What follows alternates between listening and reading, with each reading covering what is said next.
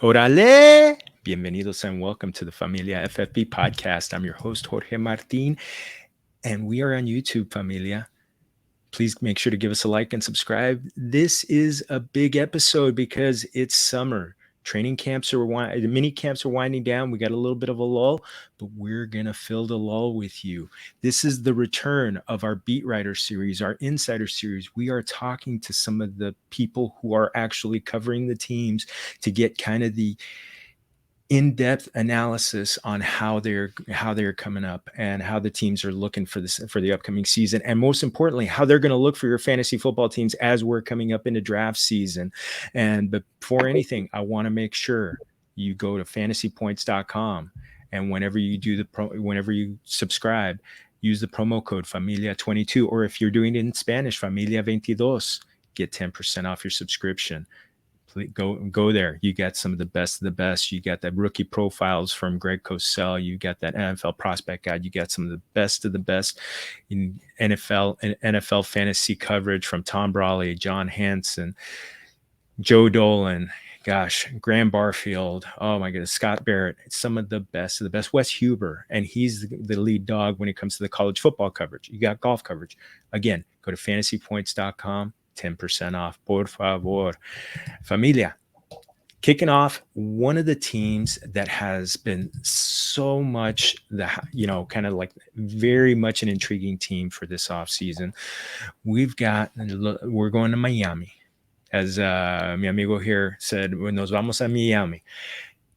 We're talking about the Dolphins, and we are talking with the man who covers the Dolphins for Sports Illustrated. His name is Alain Poupart, return guest. I'm telling you, Familia, I had to bring him back because he was so good last year and we've communicated it since, but he was so good, so much fun, and really, really gave us an unbiased takes on everything Dolphins. So mi amigo, welcome back. Bienvenue. Hey, how are you, my friend? Oh, so good. So good to see you. And so good to see the Expos cap with you back. Les Expos. Always got to be repping. No, always got to be repping. Now, yeah, you haven't slipped over to the Nationals in the meantime. I mean, they're not. Oh, hell no. Nor will I ever. That's all right. You're down there. You're close to Andre Dawson, one of the all-time greats and a Hall of Famer for the Expos. So you gotta love it. But let's get into this off season. I mean, this has been. Sure. I sometimes feel like you needed combat pay for everything that for all of the coaching changes, and then you got a superstar. Let's start with the coaching change. Mike McDaniel coming in from San Francisco, that Shanahan offense. What's the philosophy change that you're looking for this coming season? Yeah, the biggest thing, if you're talking about somebody coming in from the Kyle Shanahan tree, and in particular Mike McDaniel, given his role with the 49ers since 2017, is an emphasis on the running game, which is welcome news for frustrated Dolphin fans who have seen the running game struggle year after year after year. I can't remember the last time. Actually, no, I do remember. 2016 was the last time the Dolphins had a very good running game, and pure coincidence or not, that's the last time they made the playoffs. That was the year when Jay Ajayi rushed for 1,200 yards, made the Pro Bowl, had three 200-yard games. And this also was the season where the Dolphins had their best offensive line probably since 2000, in the 2000s, with Brandon Albert, Laramie Tunsil, Mike Pouncey, Jermon Bushrod, and Jawan James. And they haven't been able to replicate that. They went out in the offseason and got Tyron Armstead, a 4-time Pro Bowl tackle from the Saints as a free agent, who hopefully will serve as the anchor, mentor, leader, everything for an offensive line that was, to say much maligned is to put it way too mildly. In my view, excessively at times too. It was bad. It wasn't quite as bad as it was portrayed to be. But this is a very long-winded way of answering the question, which is the big change with Mike McDaniel taking over as head coach is there will be a renewed emphasis on the running game. And to that end, the Dolphins went on and got 3 running backs in the offseason, veteran running backs in Raheem Mostert, Chase Edmonds, and most recently Sony Michel. And the hope is that with the arrival of McDaniel, the new scheme, and those guys, along with the addition of Tyron Armstead, the running game can come in and really solidify the offense, make things easier on the passing game. And lo and behold, it helps the Dolphins go back to the playoffs for the first time in 2016. That's the hope. So you know what? Let's start with the running game, actually, since it is such an emphasis. And we can look at kind of the blueprint that Mike McDaniel laid with the 49ers last year. The one thing we know about the 49ers, they ride the hot hand, but they don't focus on one running back under McDaniel. You mentioned 3 running backs, Michel, Edmonds, who they paid big money for, decent sized money for, and Raheem Mostert, who came in, and he's also from the McDaniel offense before, and had a big playoff run after the 2019 season. When you look at those 3, is there any clarity that we can get for how there's going to be usage, and if anyone's going to get? No, shaking. What's clear is that there's absolutely no clarity. We can surmise that Chase Edmonds, of those 3, probably will be the biggest factor in the passing game for fantasy purposes. We can probably surmise that Michel, being the only back of those 3 with some size, who's not a quote-unquote speed back, Edmonds and Mostert fitting that category, you would surmise that maybe Michel's the one who's going to be getting the goal line carries. So he becomes maybe a better option there for fantasy purposes, because you might get those 1-2 yard touchdown runs more so than Mostert or Edmonds. But in terms of like a workload, if you ask me right now, I'd tell you it wouldn't surprise me if the number of carries between those 3, and that's not even mentioning Myles Gaskin. I was going to ask about him. Yeah, who did lead the team in rushing the past 2 years, who's not a great running back. Otherwise, the Dolphins wouldn't have been so adamant and serious about getting 3 guys, but is serviceable and had some moments the last 2 years. So he figures into the equation as well. So I could easily see, as you mentioned, riding a hot hand. And it's the thing about the 49ers was amazing. In the 5 years where Mike McDaniel was in charge of the running game, he was run game coordinator from 2017 through 20, and then last year was the OC. Well, in those 5 years, they had 5 different rushing leaders. And a lot of them, most of the time, were like either late round picks or guys who came into the NFL as undrafted free agents. So it doesn't have to be like a former first round pick like Sony Michel in this case.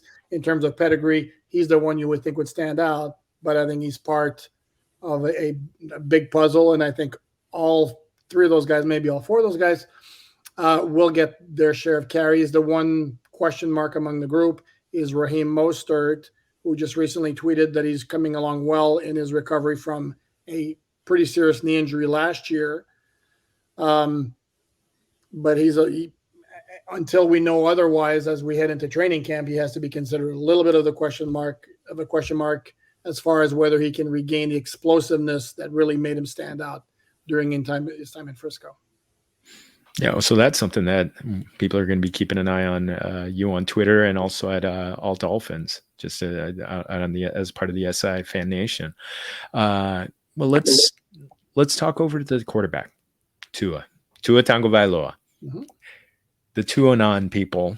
Hello, hola, ¿cómo están? Be nice, please be nice.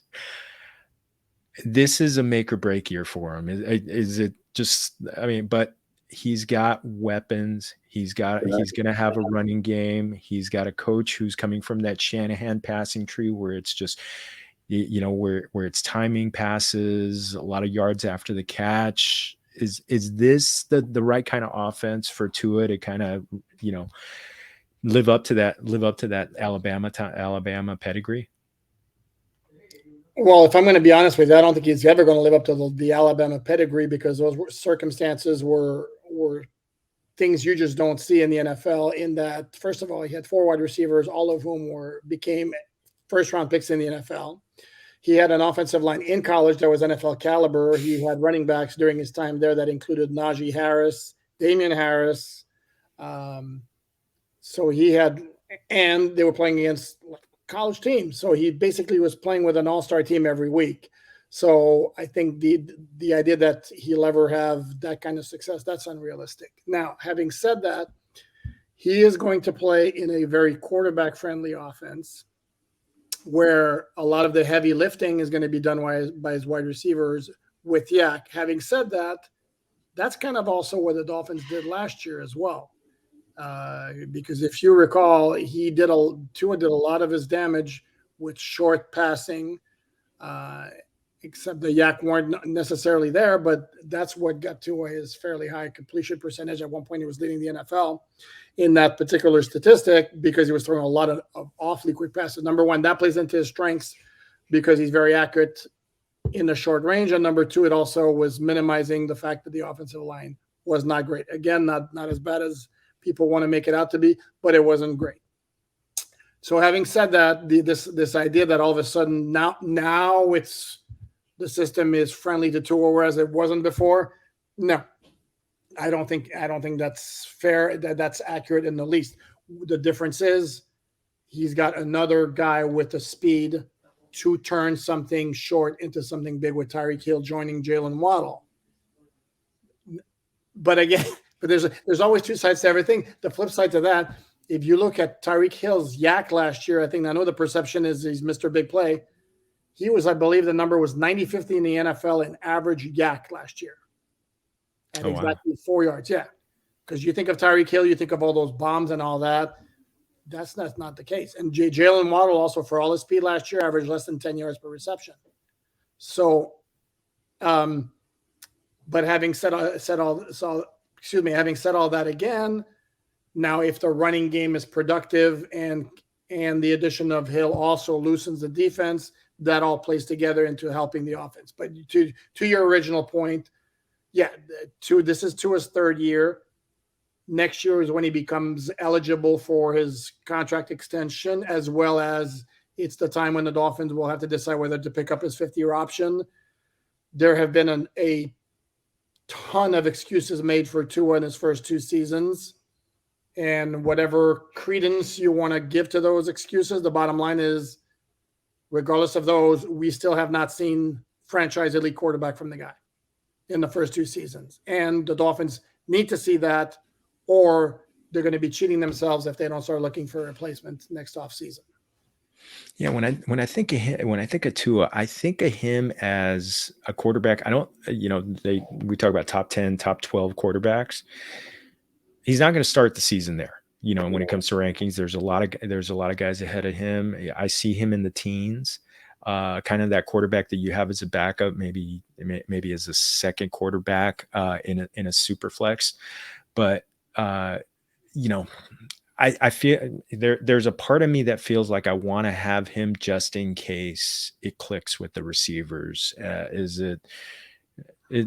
I right in that? And maybe just a nod to the Tuanon people.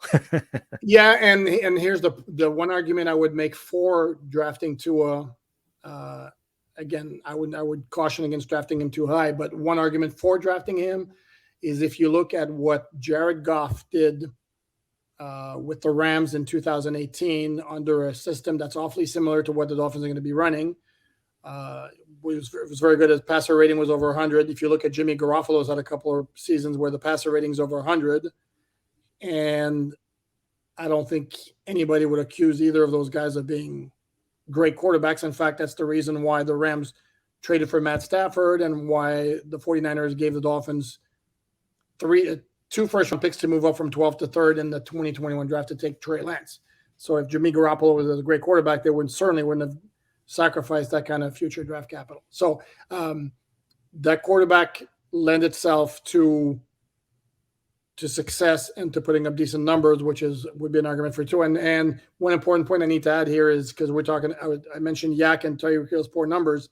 Well, the flip side to that is the team that led the NFL in Yak in 2021 was the 49ers. So that's also a positive sign if you're thinking about picking up Tua as a fantasy quarterback.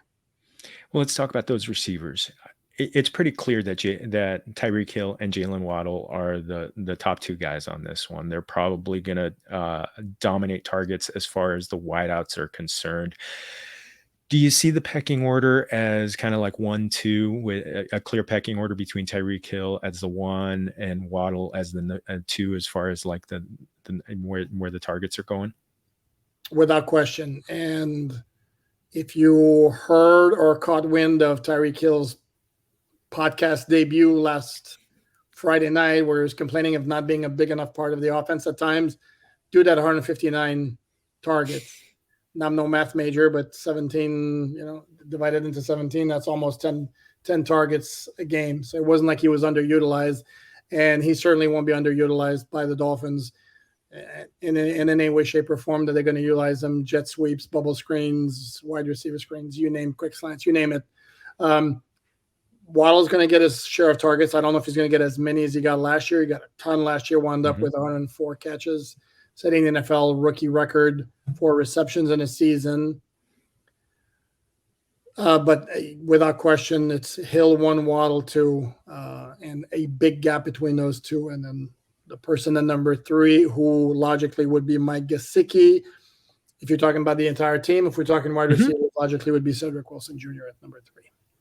Well, but Cedric Wilson is kind of like really, really. I don't know if he's a guy who's going to get enough targets to be startable, be more than a bench stash on a fantasy team.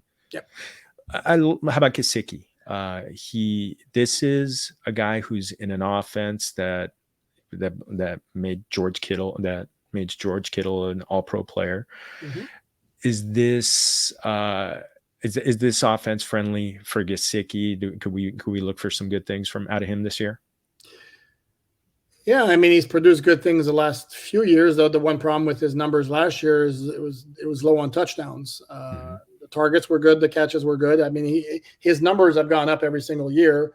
The touchdowns just haven't been there, and I don't know exactly how much of a function is it the quarterback? Was it the offense?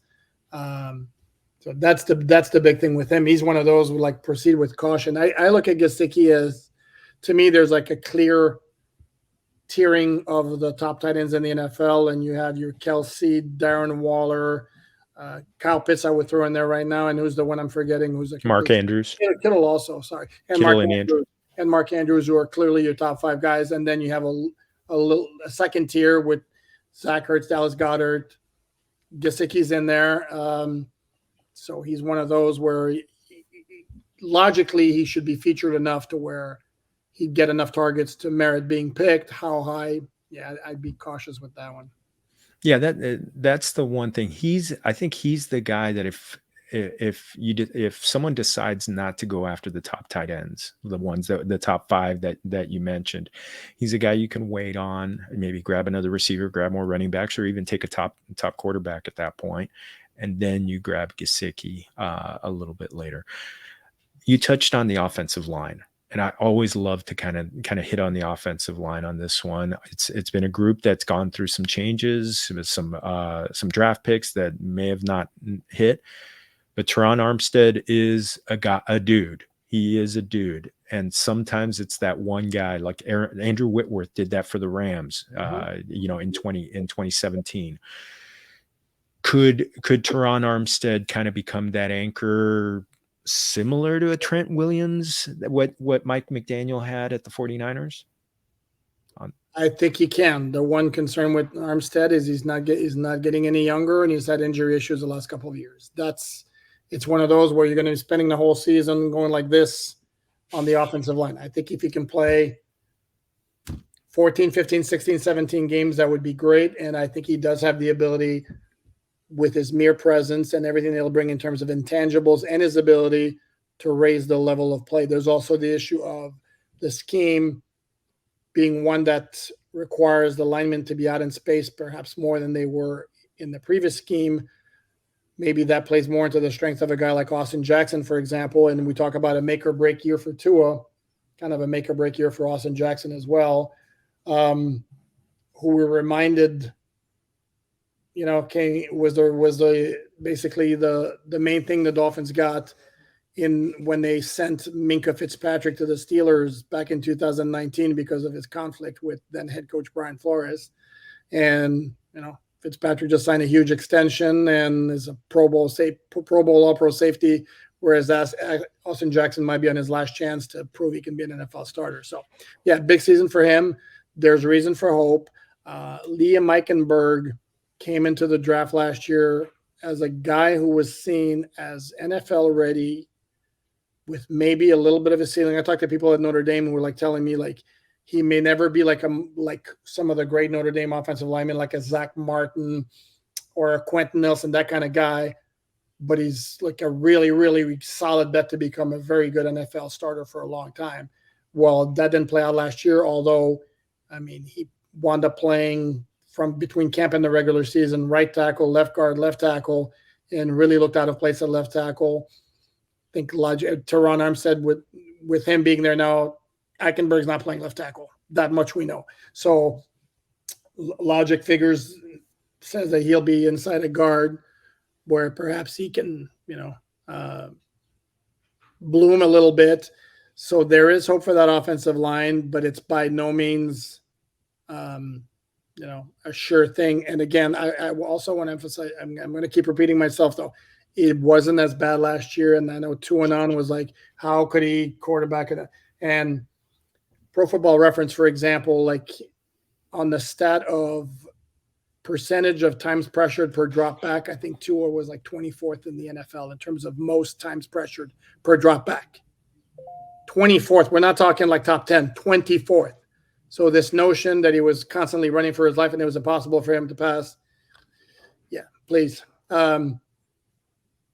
But having said that, again, it was not a great unit, and I certainly don't want to paint that portrait either, but it needs to get better, and the hope is there, but a lot of it's going to depend on how many games Armstead can play. Wonderful. Let's go to the other side of the ball. We've got this is a defense that was really great on the back end last year, and as far as changings, comings, goings, what first off, how do you see them against the pass this year? Well, I'm going to quickly address your changes, comings, going. Sure. There have been no goings. I mean, they got everybody back. I mean, they got 11 starters back. They re-signed in the offseason. They have like 5 inside, just to take that position. They had 5 inside linebackers who were scheduled to become free agents. They re-signed all of them, basically. So they re-signed Emmanuel Ogbah. They signed Xavier Howard to a long contract extension, finally closing that chapter of him not being unhappy with his contract. They restructured the contract of Byron Jones. They tendered and then signed Nick Needham, who was a restricted free agent. So they got the whole gang back. The defensive coordinator is back as well, it was suggested it was kind of the things that they were looking for in a head coach who was comfortable with everything coming back on defense. And it makes sense considering they played well. Now, having said all that, and I will get to your question eventually very quickly, they thrived in the second half of the season, but it's fair to wonder how much of it had to do with the fact that they played a lot of teams that were either using rookie quarterbacks or backup quarterbacks. I mean, during their stretch of 7 straight wins to go from 1-7 to 8-7, they faced like Mike Glennon, Ian Book of the Saints, Tyrod Taylor in his first game back from a hamstring injury, broken down, not nearly as good as he once was, Cam Newton, Zach Wilson, Joe Flacco. And they feasted on those guys. So how good is the defense? That's the big question. The fact that they have everybody back with the same scheme, certainly there's reason for optimism because now you have Javon Holland back for his second season, and after it took him like a few weeks to get going, he was dynamite. It's in the second half of the season. That safety got the look of a future star. Jaylen Phillips got off to a horribly slow start, the 18th overall pick from UCLA. Came on strong, ended up with 8.5 sacks. There's high hopes for him. And in the back end, which is what drives this defense. The defense is a pressure defense that puts a lot of pressure on its DBs to be able to cover. And they got those guys with Xavier Howard and Byron Jones, who are two very, very good cover corners with X giving you the added dimension of picking off the ball if it's anywhere near him because he becomes a wide receiver. Whereas Byron Jones is good in coverage, but the dude has a hard time coming up with picks. And Nick Needham is a very good slot. So having said all that, there's reason for optimism for the defense. They're going to face a lot of really good quarterbacks in 2022. They got Josh Allen, Joe Burrow in weeks 3 and 4, for example. So we'll know pretty quickly. Yeah. So, but there's reason for optimism, and this is a defense that also has thrived on turnovers, which also makes them always a good play. They pretty much have been, I could be wrong with the numbers, I haven't checked, but I would imagine they've been top 10 in terms of creating turnovers each of the past 2 seasons. How about against the run? That was a little bit shaky at times last year. And what this defense is lacking, if anything, to me, is a pure bona fide like wall in the middle of the defensive line. Because the guys they play on the interior are Zach Sealer, Christian Wilkins, and Raekwon Davis. And none of those, and it may be me being very old school. I like having that 6 foot, 340-pound guy to stuff the run in the middle, and they don't have that. I mean, Raekwon Davis like 6'7", 320, so he doesn't have the body that's going to give him leverage against the run. Wilkins, who had a really good season last year, is more of a disruptor, shoot the gap type of guy as opposed to being holding the point of attack.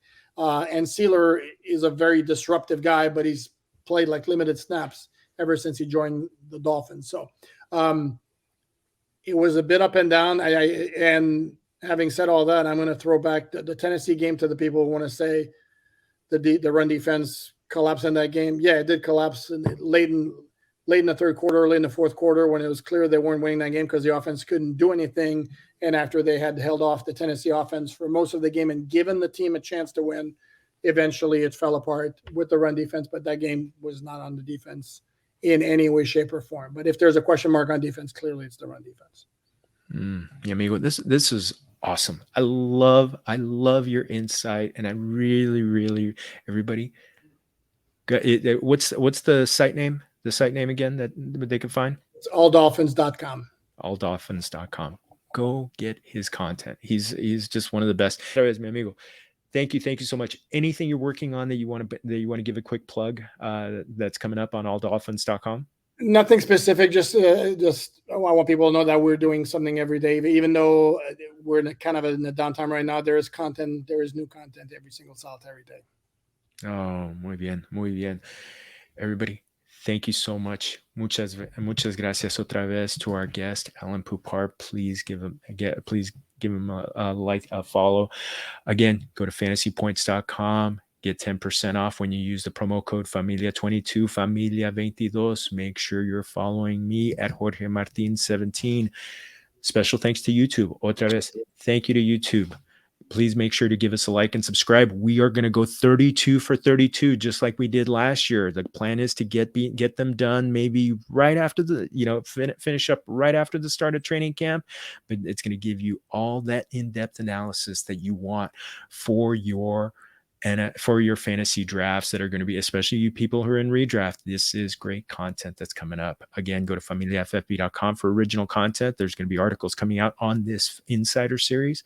And also follow me at Jorge Martin 17. Go to Familia FFB on Facebook, Twitter, Instagram. May even dabble in TikTok sometime around the season. No promises. But otra vez, to our invitado, muchas gracias. And to you, our familia, remember, todos somos familia. Salud.